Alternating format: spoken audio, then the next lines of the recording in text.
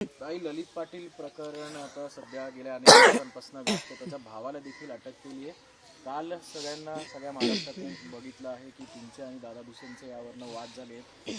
काही कारणास्तव तुम्हाला बोलता आलं नव्हतं, काय नेमकं कारण होतं आणि आज काय तुम्हाला क्लॅरिफिकेशन द्यायचं आहे? मला पुन्हा एकदा खूप शांतपणे हे मांडायचं आहे की पुणे हा एज्युकेशनल हब आहे. स्पर्धा परीक्षेच्या निमित्ताने राज्यभरातले विद्यार्थी इथे येतात, त्यामुळे त्यांच्या आरोग्याची आणि त्यांच्या भवितव्याची चिंता असणं फार स्वाभाविक आहे. ललित पाटीलच्या संबंधाने 2 दिवसांपूर्वी नानाभाऊ पटोले यांनी नाशिकमध्ये पत्रकार परिषद घेतली. नानाभाऊंना ती नागपूर किंवा पुणे मुंबई कुठेही घेता आली असते. ती नागपूरमध्ये पत्रकार परिषद घेऊन नानाभाऊंनी सांगितलं शिंदे गटाच्या एका आमदाराचा हात आहे. काल सकाळी धंगेकर असं सांगतात की शिंदे गटाच्या मंत्र्याचा हात आहे. आता मग तो मंत्री कोण आहे बरं? घुमून घुमून बोलायची गरज नाही. मला असं वाटतं की या सगळ्या संबंधाने मी असं म्हटलं की नाशिकचा संबंध आहे ना, तर मग नाशिकचे मंत्री दादा भुसे यांचे कॉल रेकॉर्ड का चेक केले जाऊ नयेत, ही शंका आहे माझी. महाराष्ट्राचा सजग नागरिक म्हणून माझ्या शंकेचं निरसन झालं पाहिजे. मी हेही समजू शकते की अशा परिस्थितीत कॉल एखादा माणूस काही स्वतःच्या फोनवरून करणार नाही. पण ललित पाटील याला दाखल करून घेताना जे डीन होते त्यावेळेचे अधिष्ठाता श्री काळे यांच्या फोनवर फोन आला होता का, की ससूनच्या लँडलाईनवर फोन आला होता? दोन्ही गोष्टी तपासून बघितल्या पाहिजेत. श्री काळे यांनी दाखल करून घेताना कोणतं रोग निदान झालं होतं म्हणून दाखल करून घेतलं होतं?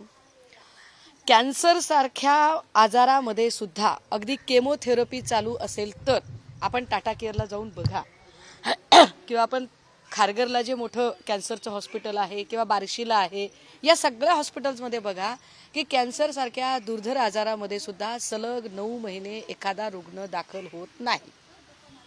ललित पाटीलला असा कोणता दुर्धर आजार होता बरं की ज्याच्यामध्ये तो सलग 9 महिने दाखल झालेला होता? काय याचं उत्तर अधिष्ठाता देतील का? अधिष्ठातांवर कोणाचा दबाव होता का? आत्ताचे जे मेडिकल डीन आहेत श्री ठाकूर यांनी स्पष्ट केलं पाहिजे की ललित पाटील यांच्यावर उपचार करणारे डॉक्टर कोण आहेत आणि कुठल्या प्रकारचा उपचार चालू आहे. साहजिक आहे, कैद्यांना उपचार करणारा वॉर्ड म्हटल्यावर तिकडे CCTV असेलच. CCTVचे फुटेज चेक केले जावेत, मागच्या 9 महिन्याचे चेक केले जावेत. आणि हो, CCTV खराब आहे, फुटेज काढून टाकलेले आहेत किंवा तिकडे CCTV लावलाच नव्हता अशी कारणं कृपया देऊ नयेत. हे आधीच स्पष्ट करतोय आम्ही. 9 महिन्यात CCTVच्या निगराणीमध्ये त्याला काही इंजेक्शन्स दिली आहेत का, काही गोळ्या औषधं दिली आहेत का, त्याची खरंच तपासणी झाली आहे का, हे सगळं दिसलं पाहिजे, हे समोर आलं पाहिजे.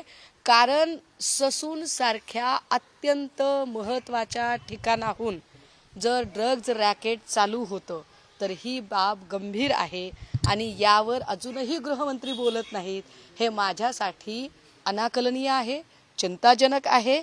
आणि होय, मी थेट मागणी करते की सन्मान्य गृहमंत्र्यांनी यावर बोललं पाहिजे. ताई, सगळ्यात महत्त्वाचं म्हणजे तुम्ही नाव घेतलेलं होतं दादा भुसेंचं, की याच्यामध्ये दादा भुसेंचा हात आहे. हो. तुमच्याकडे असे काय पुरावे आहेत की तुम्ही थेट त्यांचं नाव घेताय? मी यथावकाश त्याही गोष्टी माध्यमांच्या समोर आणेन. मी तुर्तास जे सांगते ते फार माझा सदसद विवेक जागा ठेवून सांगत आहे. मी पुन्हा सांगते की का असं व्हावं? नानाभाऊंनीही म्हणायचं की शिंदे गटाचा आमदार मध्ये आहे, धंगेकरांनी म्हणायचं की शिंदे गटाचा मंत्री आहे. मी सांगते की नाशिकशी संबंधित गोष्ट आहे तर दादा भुसेंचे कॉल रेकॉर्ड चेक करा. याच्यात इतकं लागण्यासारखं काय आहे?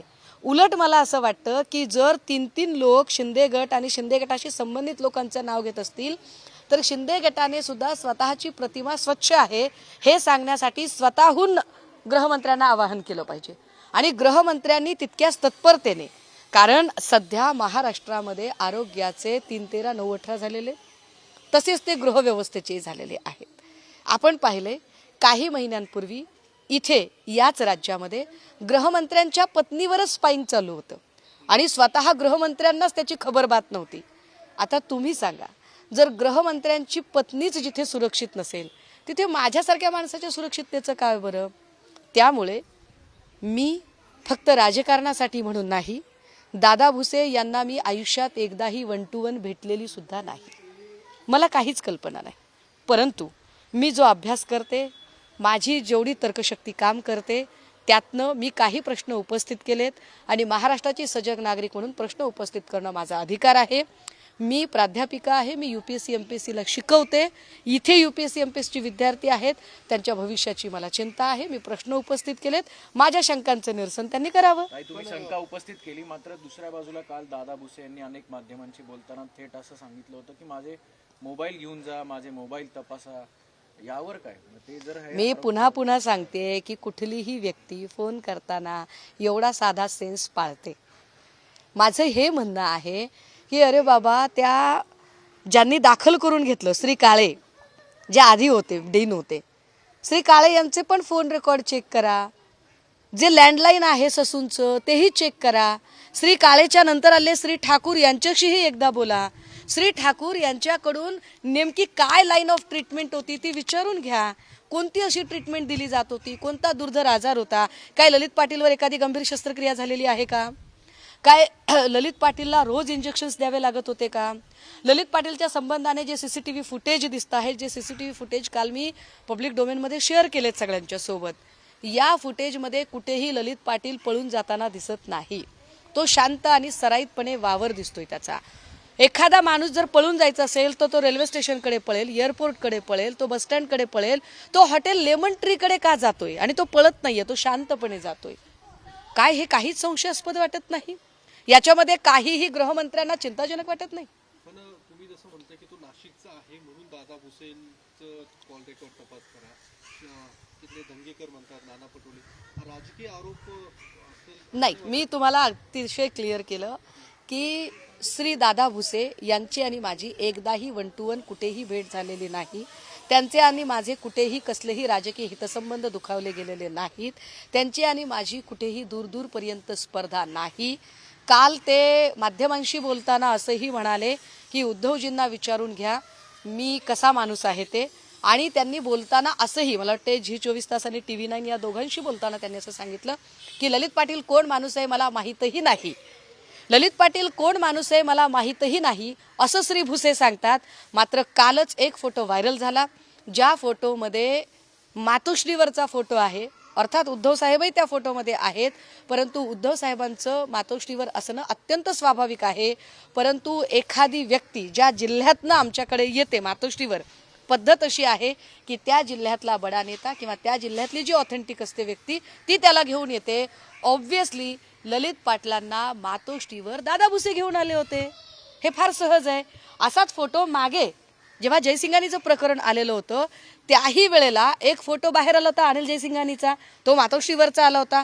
आणि तेव्हाही मी असं म्हटलेलं होतं की तिथले तात्कालीन जिल्हा प्रमुख कोणते बघा. ठाण्याच्या जिल्हा प्रमुखांच्या मार्फत ते आलेले आहेत, अर्थात एकनाथ शिंदे साहेबांच्या मार्फत अनिल जयसिंघानी आलेले आहेत. मी तर गोल बिल्डिंग मधल्या श्रीकांत शिंदे यांच्या ऑफिसच्या संबंधाने तेव्हाही बोलले होते आणि कागदपत्रांसकट बोलले होते.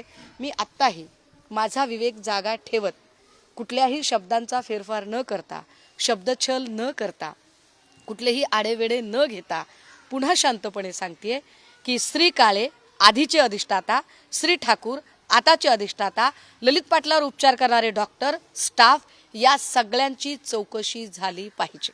ताई, आता जेव्हा तुम्ही डीनचा विषय काढताय ससून रुग्णालयाच्या, आम्ही माध्यम म्हणून अनेक वेळा ठाकूर यांना अनेक प्रश्न विचारले, मात्र अनेक गोष्टी त्यांनी न्यायप्रविष्ट असल्यामुळे डॉक्टरांची काही गोपनीय माहिती असते त्यामुळे ते देता येत नाही म्हणून त्यांनी अनेक वेळा पत्रकारांना देखील याची सरळपणे उत्तरं दिलेली नाही. तुम्हाला असं वाटतंय का की डीनवर देखील कुठल्याही पद्धतीचा राजकीय दबाव असावा? डीनवर राजकीय दबाव आहे की डीन सामील आहे हे चौकशी अंती होईल. पण मला जेवढा कायदा कळतो त्यानुसार आपल्याकडे ॲक्ट ऑफ सिक्रेसी नावाची गोष्ट आहे. ॲक्ट ऑफ सिक्रेसी म्हणजे भारतीय गोपनीयतेचा कायदा. गोपनीयतेचा कायदा हा संरक्षण विभाग आणि परराष्ट्र विभाग याच्याशी संबंधित गोष्टी डिस्क्लोज करता येत नाहीत असं सांगतो.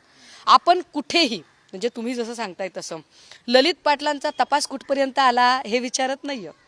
तपासाशी संबंधित धागेदोरे डिस्क्लोज करा असं आपण म्हणत नाही आहोत. आपण एक साधा प्रश्न विचारलाय की ललित पाटलांना आजार कोणता होता आणि हा ॲक्ट ऑफ सिक्रेसीचा भाग असू शकत नाही, हे स्पष्ट. ललित पाटलांना आजार कोणता होता हे सांगण्यात ठाकूरांना कुठलीही अडचण असण्याचं कारण नाही. त्यामुळे श्री ठाकूर यांनी निष्कारण आडेवेडे न घेता कारण कधी ना कधी त्यांना या सगळ्या गोष्टींना सामोरं जावं लागणार आहे. मला असं वाटतं की बुडत्याचा पाय खोलात करण्यापेक्षा ठाकूरांनी काय ती सरळ सरळ माहिती सांगितली पाहिजे आणि तिथल्या स्टाफ आणि नर्सेसने सुद्धा सांगितली पाहिजे, डॉक्टरांनी सांगितली पाहिजे. माझ्या माहितीप्रमाणे काल श्री धंगेकर हे तिकडे डीनला भेटायला गेले होते आणि त्यांनी त्याच्यावरती बरंचसं बोललेले सुद्धा. ताई, ससून रुग्णालय हे एक नामांकित रुग्णालय आहे, शासकीय रुग्णालय आहे. पोलिसांनी त्यांच्याकडनं कारवाई केली, 9 जणांना निलंबन केलं. मात्र ससून रुग्णालयाकडनं कुठलीही कारवाई जी आहे ती तिथल्या स्टाफ किंवा डॉक्टरवर करण्यात आली नाही. तसंच आरोग्यमंत्री असतील किंवा वैद्यकीय शिक्षण मंत्री असतील, यांनी एकदाही या प्रकरणानंतर ससूनची भेट घेतलेली नाही. हे खंतजनक किंवा खेदजनक नाही. हे खेदजनक नाही, हे चिंताजनक आहे. ज्या पद्धतीने एखाद्या महत्त्वाच्या व्यक्तीच्या संदर्भात त्याच्या आरोग्याच्या संबंधात मेडिकल बुलेटिन जारी होतं, अगदी त्याच पद्धतीने जर एखादा आरोपी तिकडे असेल तर मेडिकल प्लस गृह खात्याचं सुद्धा बुलेटिन जारी झालं पाहिजे आणि गृह खात्याने त्यावर विस्तृत अशी प्रेस कॉन्फरन्स घेऊन माहिती दिली पाहिजे. एवढी मोठी घटना घडूनही पोलिसांचा याच्यात दोषच असू शकत नाही. मुळात त्याला दाखल करून कोणी घेतलं, दाखल करण्यासाठी इन्सिस्ट कोणी केलं, या सगळ्या ज्या की पोस्टवरची माणसं आहेत त्या की पोस्टवरच्या माणसांची चौकशी झाली पाहिजे. आणि ज्या पद्धतीने नाहक पोलिसांचं निलंबन केलं जातंय, मग असे निलंबन ससूनमधल्या कर्मचाऱ्यांचे का होऊ नये? ससूनमधल्या डीनला अशी विचारणा का होऊ नये? ससूनमधल्या डीनला सुद्धा कारणे दाखवायची नोटीस पाठवली गेली पाहिजे की 9 महिने कुठल्या कारणासाठी तुम्ही त्याला ॲडमिट करून घेतलं होतं, त्याचं कारण सांगितलं पाहिजे. त्यामुळे हे सगळंच गोलमाल आहे, गोडबंगाल आहे. माझी पुन्हा पुन्हा विनंती असेल, ना मला फडणवीस साहेबांच्या सोबत कुठलेही राजकीय आरोप प्रत्यारोपाचे खेळ खेळायचे आहेत, ना भुसेजींच्या सोबत. माझं सरळ साधं म्हणणं आहे, प्रश्न जर ड्रगचा असेल, एका रॅकेटचा असेल, हे शक्य आहे का की एखादा माणूस 200-300 कोटीचा कारखाना उभा करतो तो वरदहस्ताशिवाय? 9 महिने एखादा माणूस दवाखान्यात राहतो, तो राजकीय वरदहस्ताशिवाय राहतो? याच्यावर काहीच बोलणार नाही. 2016 सालची त्याची एक पोस्ट सापडते, ज्या पोस्टमध्ये हेमंत गोडसे त्याच्या घरी येत आहेत आणि तो सांगतोय की बाप्पाच्या दर्शनाला माझ्याकडे आज गोडसे साहेब आलेले आहेत. म्हणजे ही व्यक्ती कुणी साधी आसामी नाहीये. ज्या व्यक्तीचा भाऊ नेपाळ, बाराबंकी, कुठून तुम्ही माणसं आता पकडून आणलेली आहेत, हे एकूण रॅकेट जर इथल्या तरुणाईला पोखरून काढणार असेल, इथली तरुणाई जर ते अशा पद्धतीने बर्बाद करण्याचा जर कोणी प्रयत्न करत असेल, तर महाराष्ट्रातली सजग नागरिक म्हणून, कारण मी पॉलिटिकली करेक्ट असण्यापेक्षा सोशली करेक्ट असणं माझ्यासाठी जास्त महत्त्वाचं आहे. मी चळवळीतली कार्यकर्ती आहे, त्यामुळे मी या तरुणाईच्या भवितव्याची चिंता करत होय हे प्रश्न विचारते. देश विदेशातील प्रत्येक घडामोडींचे लाईव्ह अपडेट मिळवण्यासाठी आता साम टीव्हीच्या सर्व सोशल मीडिया प्लॅटफॉर्मला लाईक, फॉलो आणि सबस्क्राईब करा. तसंच सर्व नोटिफिकेशनसाठी बेल आयकॉन प्रेस करायला विसरू नका.